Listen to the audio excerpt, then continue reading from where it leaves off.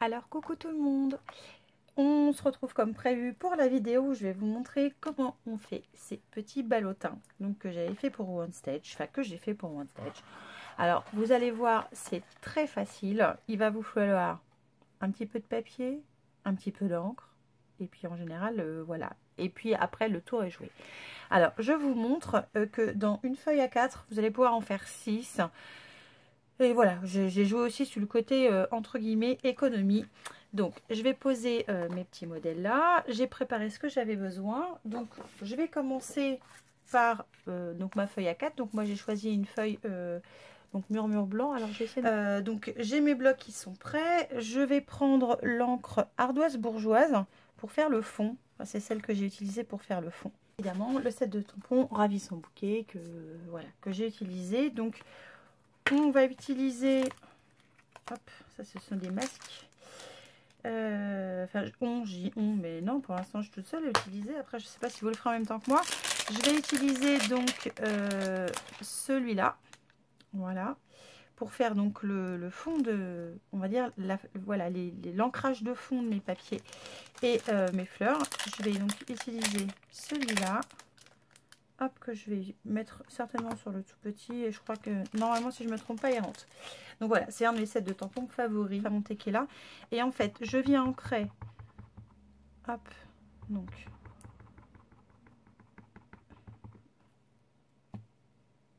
je tamponne une fois et je me mets là pour avoir un fond très très léger. Et donc je vais faire ça à chaque fois. Voilà. Et donc je fais ça sur toute ma feuille. Je tamponne une fois et je tamponne en second, je sais pas comment on dit, en second, je sais pas. En second tamponnage. Sophie, au secours, comment on dit? Seconde génération, ça y est, j'ai trouvé. Voilà, fallait que je pense à Sophie pour y penser, tu vois.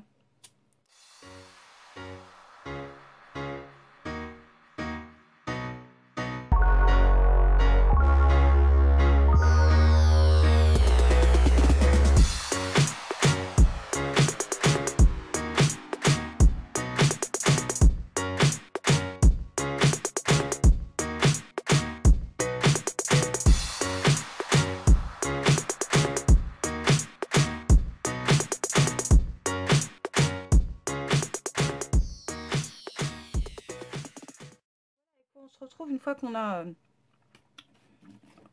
on a tamponné. Donc ma feuille est alors il y a des endroits, vous voyez, j'ai légèrement, je me suis ratée, hein, je suis allée trop vite. Alors vous inquiétez pas, hein, c'est pas grave, hein, si ça vous arrive, bah vous continuez, c'est pas grave. Cette partie là du dessin, vous essayez de la positionner de façon à ce que elle se voit moins dans votre petit ballotin. Enfin on verra ça après. Donc là voilà, j'ai mon fond et vous voyez en fait c'est très facile d'avoir un fond. Il suffit en général d'ancrer en deuxième génération ou en troisième suivant la puissance de l'encre, de façon à ce que ce soit quelque chose de très doux, on va dire voilà, sur le fond. C'est ce que je voulais, c'est ce que j'ai réussi à faire. Donc pour l'instant impeccable. Et autant où là j'ai utilisé Fruits des Bois, là c'était Sorbet aux prunes et celui-là c'est Denim Dandy. Je vais utiliser Flamant Fougueux parce que j'aime beaucoup ce orange. Alors hop, je vais prendre ça. Donc comme moi j'ai le tampon A le plus petit, je vais essayer de le positionner de façon à avoir la meilleure position pour le tamponnage. Voilà, pour celle-là, vous voyez, il faudrait quand même le B et je pense que je vais me l'acheter d'ici peu. J'aime tellement les angles Stampin' Up que je ne peux pas faire autrement. Alors, et voilà, la prise en main des blocs est juste incroyablement géniale. Vous ne pouvez pas vous en foutre plein les doigts, enfin, c'est juste top. Donc, c'est d'ailleurs une des couleurs qui va disparaître du catalogue, ainsi que Denim Dandy et Fruits des Bois. Les encreurs vont changer. Vous allez voir, vous n'allez pas être déçus des nouveaux encreurs. Ils vont être un peu plus pratiques, un peu plus empilables. Donc ça, c'est le côté bien. Le côté moins bien, c'est que dans le coup, bah, certaines couleurs s'en vont. Et beaucoup de couleurs s'en vont d'ailleurs. Je pense que je vais faire un article sur le blog où vous l'aurez en détail. Et les nouveaux pads, hormis qui s'empilent, qui soient un petit peu moins grands, qui soient, voilà, entre guillemets, un petit peu plus pratiques, on a plus ce problème de bulles d'encre. Enfin, ils ont revu la formulation et c'est juste génial. Donc, merci Stampin' Up. Donc, allez, j'attaque parce que là, je suis en train de surimbiber le tampon. Donc, on le met où on veut. Moi, j'aime bien attendre un petit peu pour que l'encre, elle pénètre bien dans mon papier.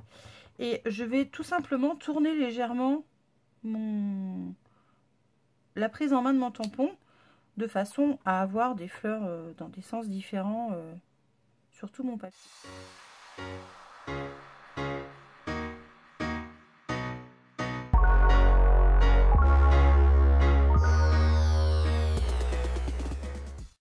Voilà ce que ça donne une fois que c'est terminé. Donc je vais faire le nettoyage de tous mes tampons et de mes blocs et donc finir de bien ranger mes encres, boire un petit thé le temps que voilà mon encre elle sèche bien parce que sur le papier murmure blanc je trouve que alors comme il est ultra soyeux, ultra glissant, l'encre met un petit peu plus de temps à sécher que sur du papier on va dire classique, mais voilà ce que ça donne. Donc ça vous permet d'avoir voilà un fond, un papier décoré tout simplement sans être obligé d'acheter un papier décoré. Donc voilà, je sais pas ce que vous en pensez, moi j'aime beaucoup et je trouve que le flamant fougueux pète bien. Voilà, donc je suis restée dans les teintes d'une fille hein, un petit peu rosée, mais j'aime ces couleurs là et je suis triste. Flamant fougueux, remarque, il reste, oui, il fait partie des, alors il ne fait plus partie des couleurs 2016-2018, il va, entre guillemets, il devait s'en aller, mais en fait il reste, et vous comprenez pourquoi il reste, tellement il est beau. Par contre les autres s'en vont, donc pensez, si vous les avez déjà achetés, pensez aux recharges, sachant que voilà, tout ce qui est assorti aux couleurs et de cette couleur là s'en va, que ce soit les papiers, les feutres, les recharges, enfin tout, voilà. Donc il ne va rester que flamant fougueux, mais les autres couleurs 2016-2018 s'en vont, donc s'en va émeraude envoûtante, Denim Dandy, sorbet aux prunes qui est un de mes chouchous, tout comme Denim Dandy d'ailleurs, je l'adore, et pêche fraîche, voilà. Donc moi je vais faire le plein de recharge, tout simplement, puisque il faut. Voilà, parce que je vais être triste après quand ils seront complètement disparus. Donc j'attends que ça sèche bien, et puis bon, on se retrouve et on passe aux coupes. Donc on va passer au coupage. Comme je voulais optimiser au maximum ma feuille et éviter le gaspillage, il a fallu que je trouve la bonne mesure pour faire mes 6 petits ballotins dans ma feuille A4. Et alors le plus simple, côté 21, je vais couper en deux à 10,5, donc ça c'est pas le plus compliqué. Et de l'autre côté, j'ai 29,7. 29,7 divisé par 3, ça fait 9,9. Donc je vais couper tout simplement à 9,9. Donc, hop, je vais pousser ça. Je pense que vous allez bien voir. Enfin, c'est monté que je vais peut-être pousser par contre, parce que lui, je pense qu'il va me gêner. Donc, je vais me mettre à 9,9. Hop.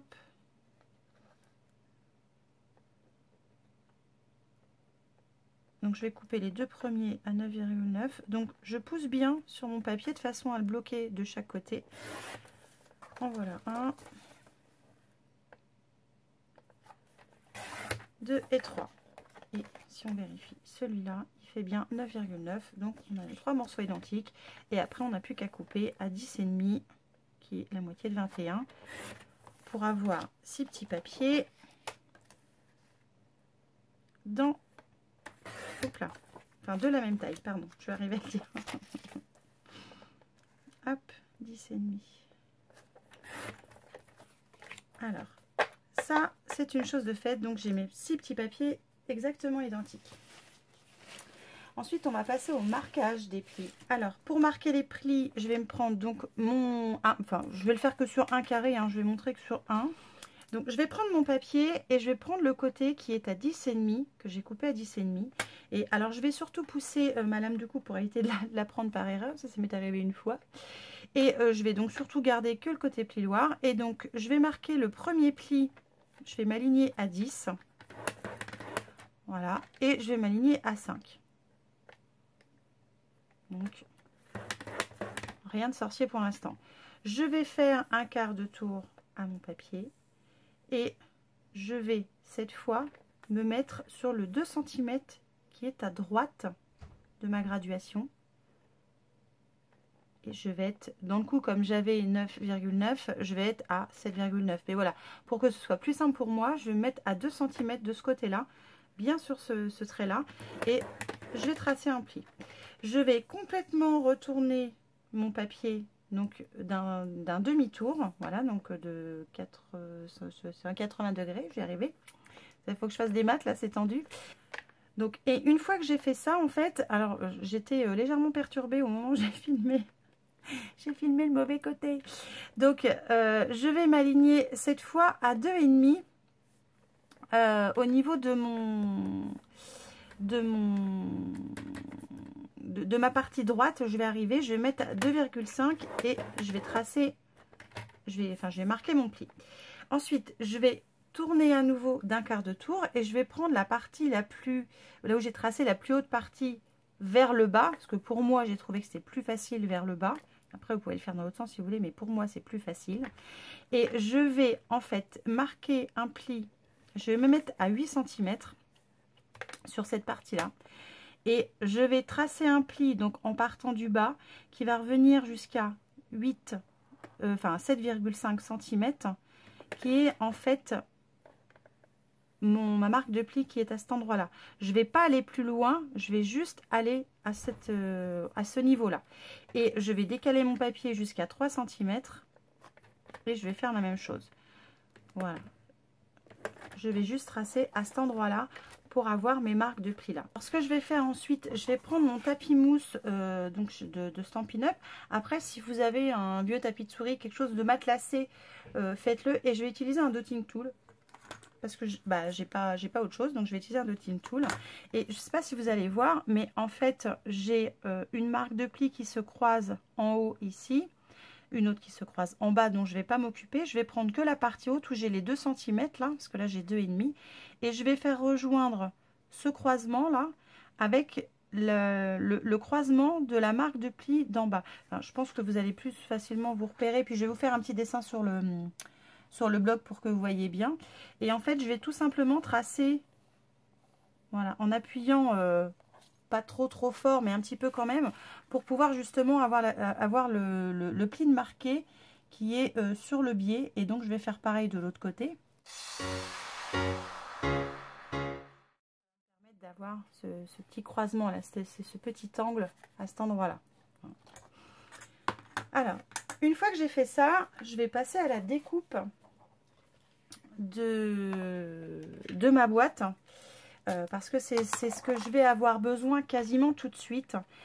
Et pour faire ma découpe de boîte, donc je prends, alors je le prends entre guillemets à l'envers, c'est à dire que là j'ai plus un V mais j'ai on va dire un Y. Je pense que vous comprenez ce que je veux dire.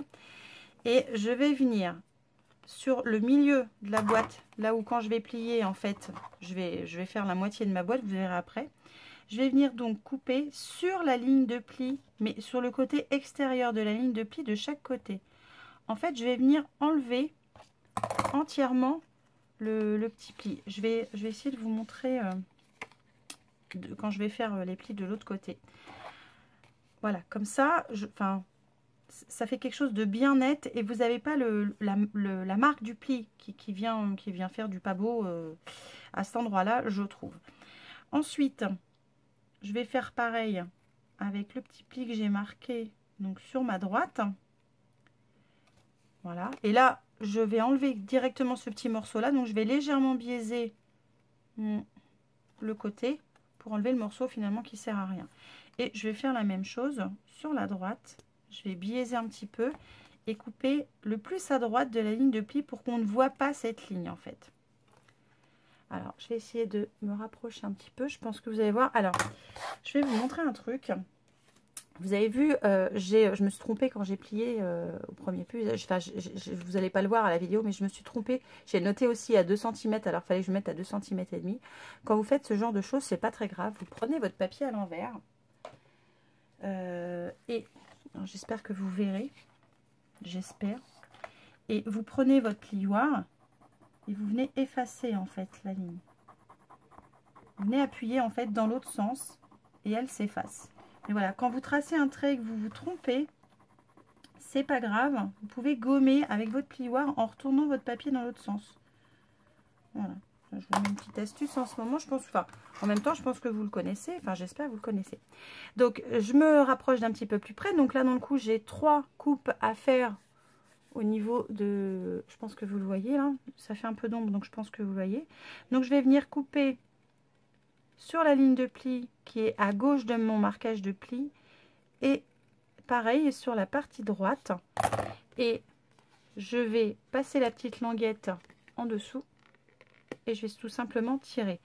Le papier Stampin' Up est de très bonne qualité, donc il se coupe tout seul, enfin il se déchire entre guillemets sans faire de marque, dès l'instant que vous avez le pli à cet endroit-là. Voilà. En fait, c'est le fait que votre pli soit marqué, que quand vous allez tirer dessus, vous allez avoir quelque chose de propre.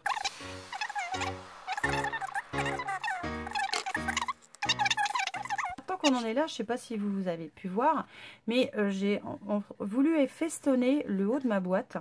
Alors pour ce faire, j'ai utilisé un dies qui ne vient pas de chez Stampin' Up parce que je n'en avais pas. J'ai utilisé un autre dies, mais vous n'êtes pas obligé de l'utiliser un dies. Vous pouvez très bien utiliser une perfo qui arrondit les angles pour avoir un petit côté tout doux quand vous allez avoir votre boîte repliée. C'est-à-dire vous allez avoir votre hauteur de boîte avec les deux angles arrondis et ça peut faire aussi joli. Moi, ce que je vais faire, c'est que je vais passer à la Big Shot. Je vais vous montrer comme ça. Je vais en profiter pour vous montrer comment on fait. Donc, je vais juste plier en deux comme ça. Je vais marquer mon pli, voilà, pour être sûr que ça bouge pas. Alors comme j'ai pas la Big Shot, eh bien oui, pas encore, un jour peut-être. J'ai un petit bout de VZ qui est un peu de la crotte, hein, je l'avoue. Achetez la petite de Toga là qui est très bien. Achetez pas celle que j'ai achetée moi, elle n'est pas génialissime. Donc je vais utiliser le dies, un dies qui vient de chez Action, et je vais le mettre en fait. Là, j'ai le marquage de mon pli, je pense que vous allez le voir. Et en fait, je vais le mettre, je vais le positionner juste dessus, comme ça. Alors, je vais essayer de le centrer au mieux pour avoir ma petite découpe. Je vais prendre du washi de crotte pour le maintenir. Alors, le washi de crotte, même que c'est de la crotte, je vous conseille de faire ça parce qu'il risque de déchirer votre papier. Voilà, je le fais plusieurs fois sur ma main. Comme ça, il ne bouge plus. Donc, je le positionne comme ça juste pour maintenir mon dies en place. Je prends ma petite mobilette. Je vais essayer de faire en sorte que vous voyez. Donc, franchement, c'est... Alors, la machine en elle-même est très bien, mais les plaques qui sont fournis avec, c'est de la crotte. C'est pour ça que j'étais obligée de racheter celle-ci. Et ce que je veux faire, moi, étant donné que je ne veux pas découper toute la boîte, je veux juste la partie haute, puisque j'ai pas la perfo Stampin' Up qui peut le faire à ma place. Je vais positionner ma plaque du dessus. En fait, à ras ma marque de pli qui est là. Je sais pas si, j'espère que vous verrez bien ce que je fais. Je le pince comme ça, j'emmanche ça là-dedans, dans le truc. Je vais jusqu'à temps que, enfin, je vais pas à fond. Hop, et je le ressors. Je pense que vous comprenez ce que je dis. Je vérifie que c'est bien découpé l'autre côté. C'est bien découpé l'autre côté. Donc, j'ai plus qu'à enlever mon dies et...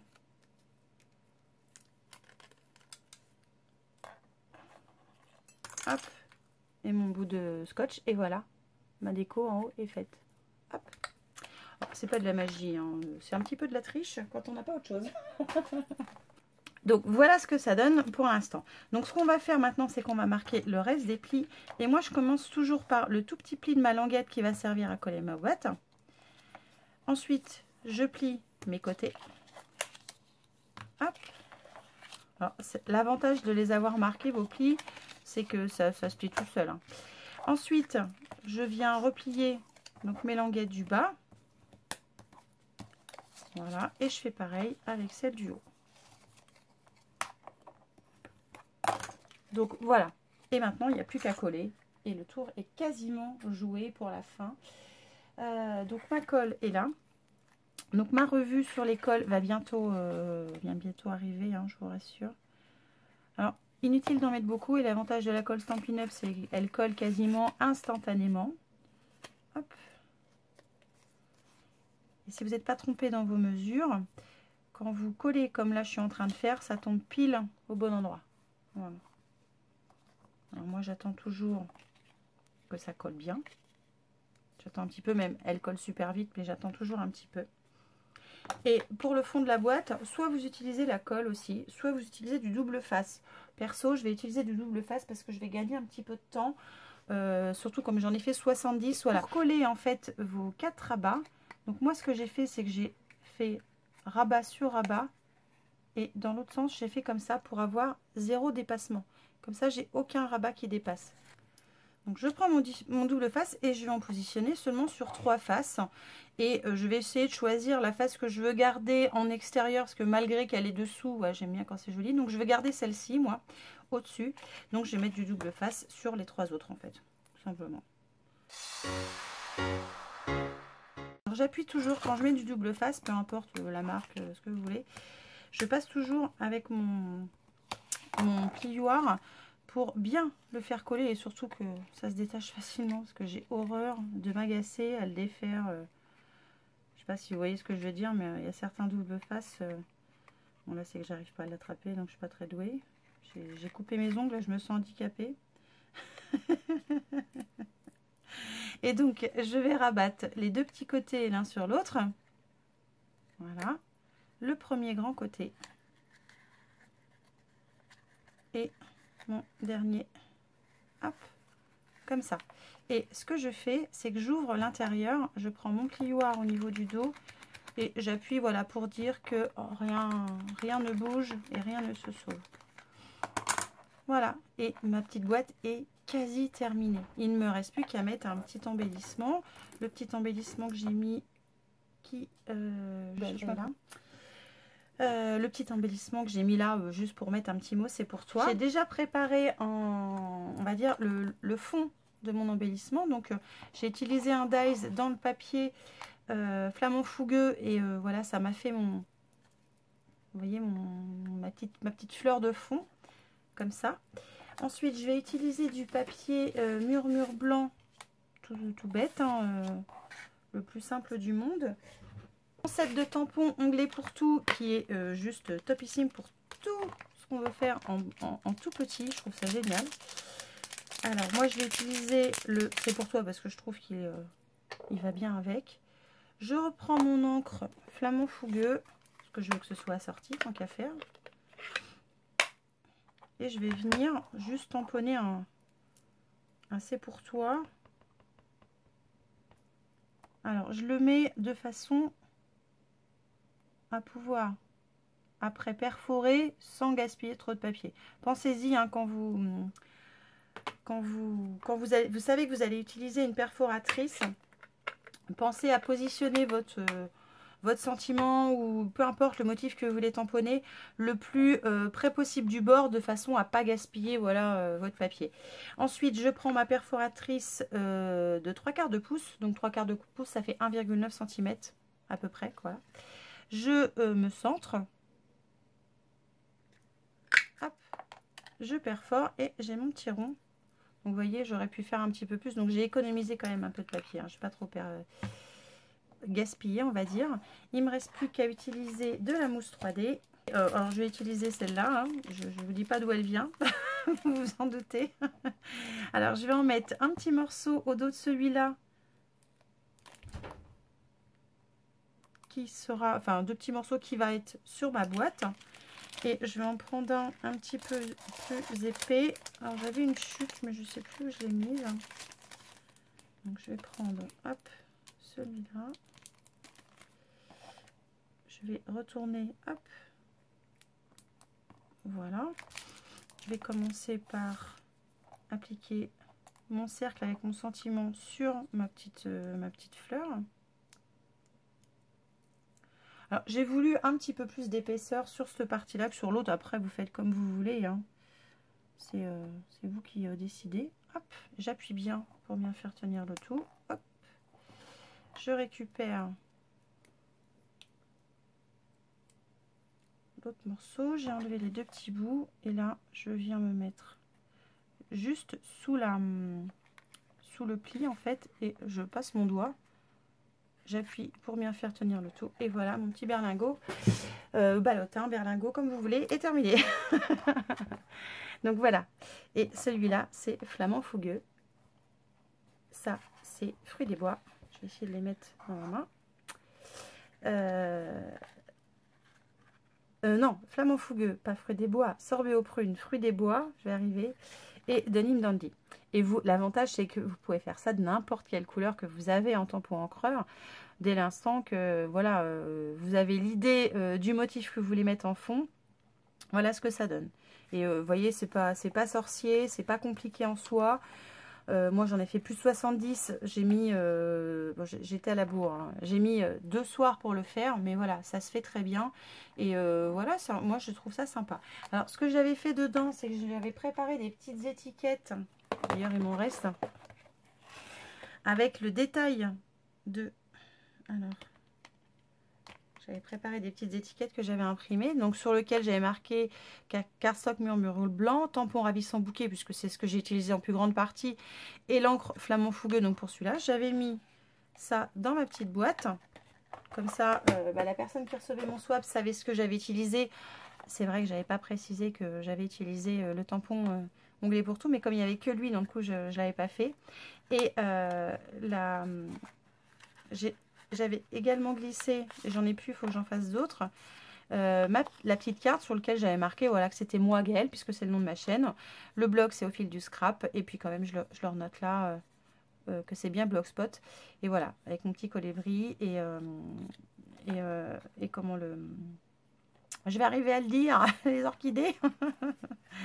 Donc voilà, là par exemple, ouais, j'avais marqué que c'était l'encre sorbet aux prunes. Voilà, comme ça, si la personne veut le refaire, bah, elle sait ce que j'ai utilisé. Et je gardais peut-être, on va dire, une partie de mystère pour le c'est pour toi, pour les personnes qui n'ont pas ce set-là. Donc voilà ce que ça donne. Moi, je suis assez contente de mes petites choses. Alors, je ne sais pas ce que je vais faire encore au prochain One Stage qui aura lieu en novembre, mais j'ai hâte d'y être de toute façon.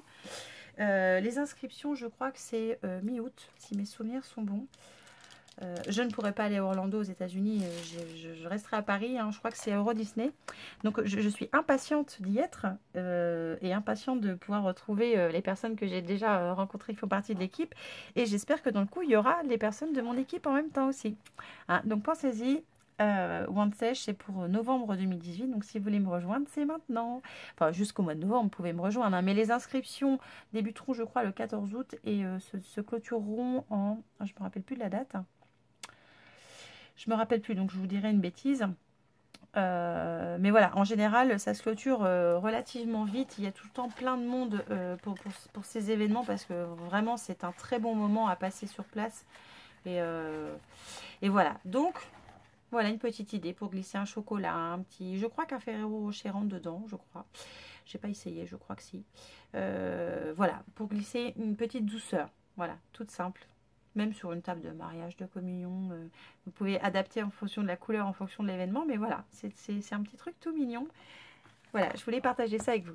Allez, sur ce, je vous laisse. Je vous fais évidemment un millier de bisous. Et je vous dis, eh bien, alors je vais organiser les vidéos différemment parce que je suis un peu à la ramasse, hein, vous êtes d'accord? Vous l'aurez vu, à mon avis, j'y suis bien comme il faut. Donc je pense que la prochaine vidéo en rapport avec le scrap, ce sera dimanche qui arrive. Voilà. Allez, sur ce, je vous laisse. Je vous fais plein de bisous et je vous dis à très vite pour une prochaine vidéo. Ciao!